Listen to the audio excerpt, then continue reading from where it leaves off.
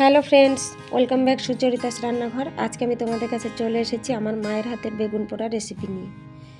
এই রেসিপির জন্য এখানে দেখো একটা বেগুন নিয়ে নিয়েছে, আর এদিকে দুটো টমেটো নিয়ে নিয়েছে, পেঁয়াজ, ধনিয়া পাতা আর কাঁচা লঙ্কা নিয়ে নিয়েছে।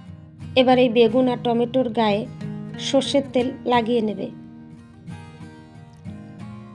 বেগুন আর টমেটোর গায়ে ভালোভাবে সর্ষের তেল লাগিয়ে নিয়েছে। এবার একটা লোহার শিক নিয়ে নিয়েছে। এবার এই শিকের মধ্যে টমেটো আর বেগুনটাকে গেঁথে নেবে। লোহার শিকের মধ্যে টমেটো আর বেগুনটা ভালোভাবে গেঁথে নিয়েছে। এবার এটা একটা মাটির উনুনে পুড়িয়ে নেবে। আমার এই রেসিপিটা যদি তোমাদের ভালো লাগে বন্ধুরা, তাহলে লাইক, কমেন্ট, শেয়ার করো। আর নতুন বন্ধুদের কাছে আমার চ্যানেলটা সাবস্ক্রাইব করার অনুরোধ রইল। এখানে দেখো বেগুন আর টমেটোটা ভালোভাবে পুড়িয়ে নিয়েছে। এবার এটা একটা পাত্রে নামিয়ে নিল। বেগুনটাকে একটা পরিষ্কার রুমাল দিয়ে ভালোভাবে মুছে নিচ্ছে। এবার এই বেগুনের খোসাটাকে ছাড়িয়ে নেবে।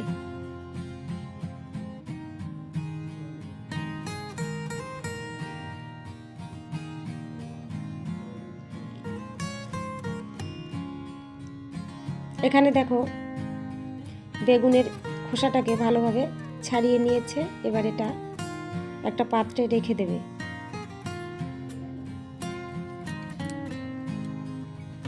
একইভাবে টমেটোটাও ওই রুমালটা দিয়ে ভালোভাবে মুছে নেবে।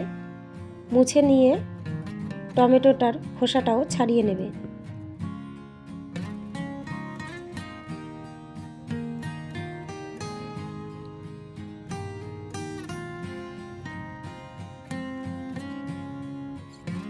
এখানে টমেটোর খোসাটাও ছাড়িয়ে নিয়েছে।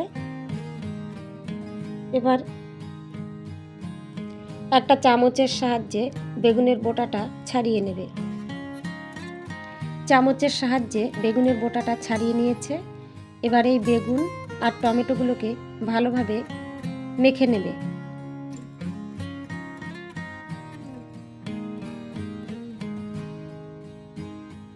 দেখো বন্ধুরা, বেগুন আর টমেটোটা ভালোভাবে মেখে নিচ্ছে।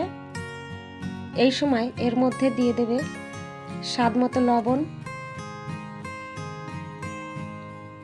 আর দিয়ে দেবে সর্ষের তেল।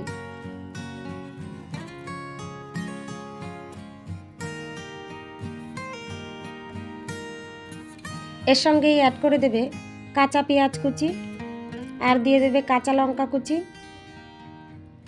এর সঙ্গেই দিয়ে দেবে ধনিয়া পাতা কুচি। এবার এই সব কিছু ভালোভাবে মেখে নেবে।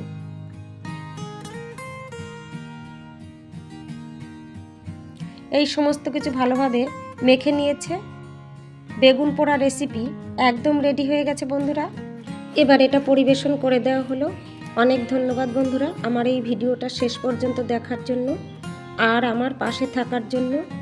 আজকের মতো বিদায় নিচ্ছি। আবার চলে আসবো একটা নতুন রেসিপি নিয়ে তোমাদের কাছে।